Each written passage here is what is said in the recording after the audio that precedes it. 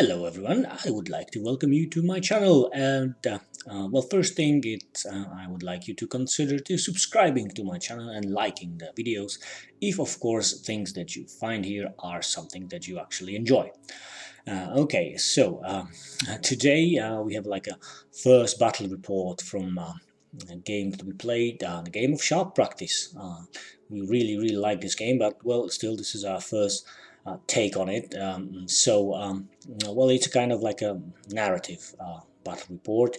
I hope you guys are going to enjoy it. It's rather short, but colorful and full of sounds. So I think it turned out pretty okay. There will be more reports to follow, probably like full video reports of battles. For now, we got this, well, like I said, narrative, sort of like a picture and sound battle report. Again, watch and, well, enjoy. Okay.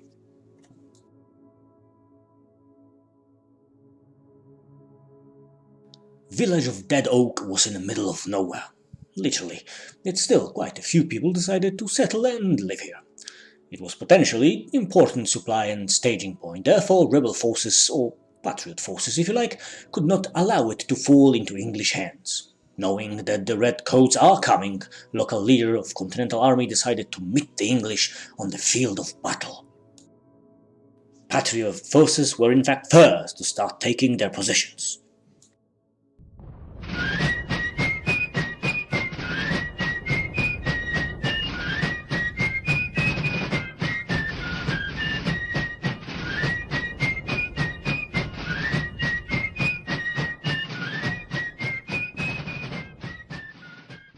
Royal forces were not far behind though.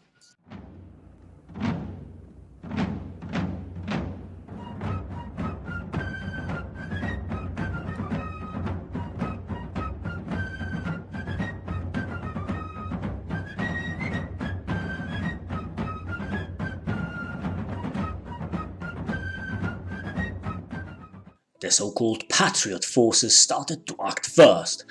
Their breaking formation got over the fence and they were moving forward.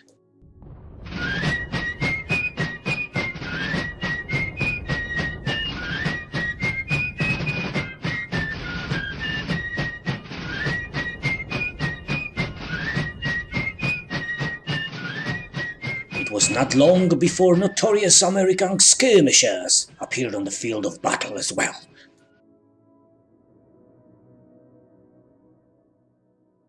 But it was the English, or should I say the German allies, who drove first blood, when the unit of Hessian Jägers opened fire on American militia.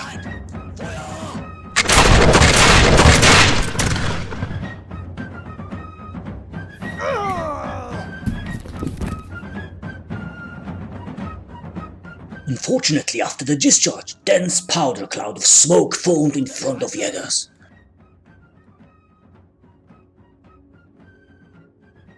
Unit of Hessian Grenadiers, led by Feldwebel Hans Müller, sprang into action to assist the Jägers.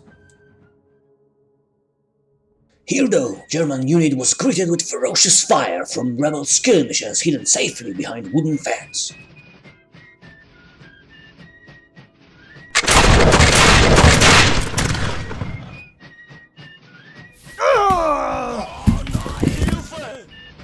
Their accuracy was spot on, causing a substantial confusion among Germans, killing one and wounding Feldwebel, who for the moment was lying flat on the ground.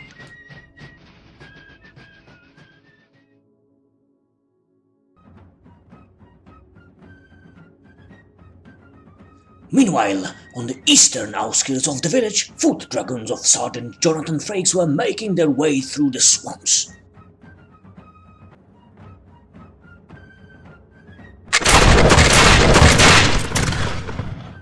In the center of the battle, left by its German allies, local unit of Royalist infantry was courageously facing the incoming rebels.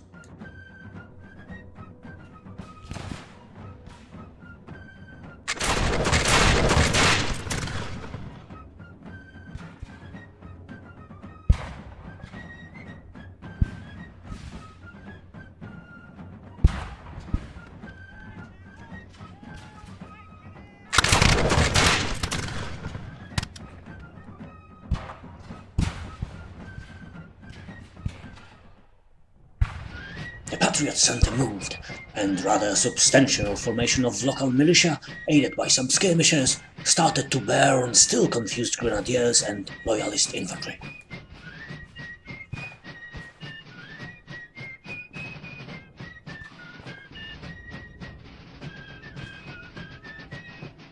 At the same time, on the far right, Hessian Jägers were trying to repel incoming formation of American Continental Infantry.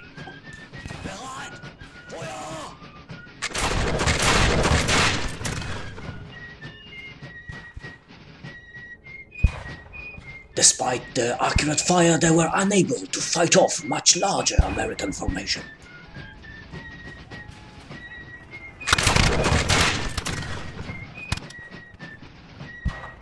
Meanwhile, rebel militia in the center were marching on towards the enemy.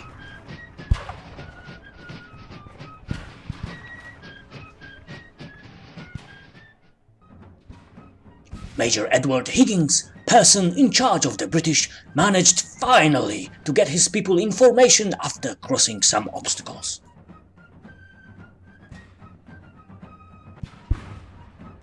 Still, his recklessness and bad judgment caused his unit to fall under flanking American fire.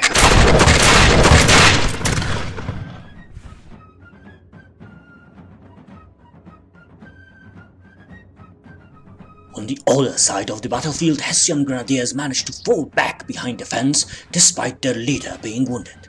Jägers, on the other hand, were not so fortunate when it comes to dealing with approaching big rebel formation. They tried to retreat, but luck clearly was not on their side on this day. Meanwhile, from the swamps came a unit of foot dragons led by Sergeant Jonathan Frakes. Also, main British formation managed to turn and face the enemy. And exactly then, the unthinkable happened. Major Higgins fell to the ground wounded by a devilish American sniper fire.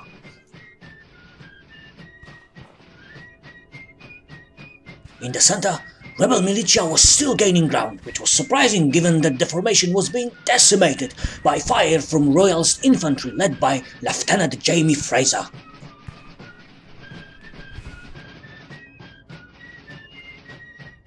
Jägers on the left flank finally gave in and ran, almost wiped out by American fire.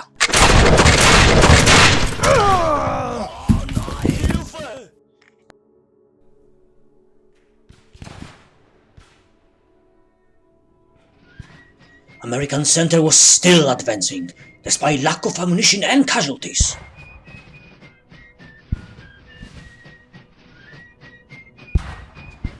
Yet another tragedy was bestowed upon main British formation. Second of its leaders was wounded by precise fire from American skirmishers.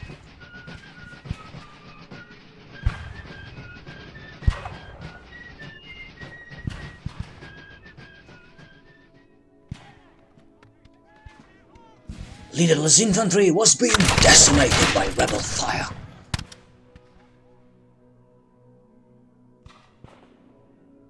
Meanwhile, loud swearing and shouting by his subordinates caused Feldwebel Klaus Müller to regain his consciousness. He ordered to open fire immediately.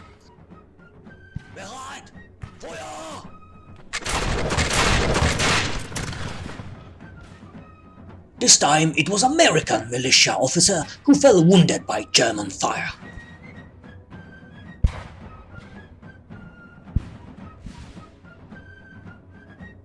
The battle was dissipating. Although both sides suffered casualties, it was obvious that the day belonged to the American patriots.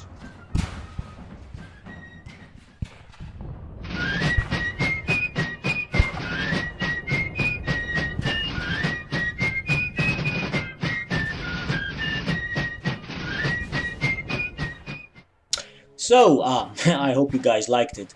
Like I said, it was our first battle, therefore it was a mess. I mean, well, you can see it here, obviously, because these are pictures and, you know, some of my narration. But, yeah, it took very long and it was very messy in terms of, well, we looked through our rules books quite a few times, and in fact we didn't actually finish the battle. I mean, it was about time that we finished, so we decided to, you know, play one more turn and then see what happens. And actually my opponent just like scored 1 point on me. I mean, I lost one of my force morale point, which actually took me below his level. Well, therefore we decided that actually, well, he won. So yeah, well, anyway, there will be future battles and the future battle reports, like the proper ones. Since then, I think we learned the rules already. So yeah, well, stay tuned. And well, if you watched up until this moment, then thank you very much. I hope you enjoyed it. And well, till the next time. Cheers, guys.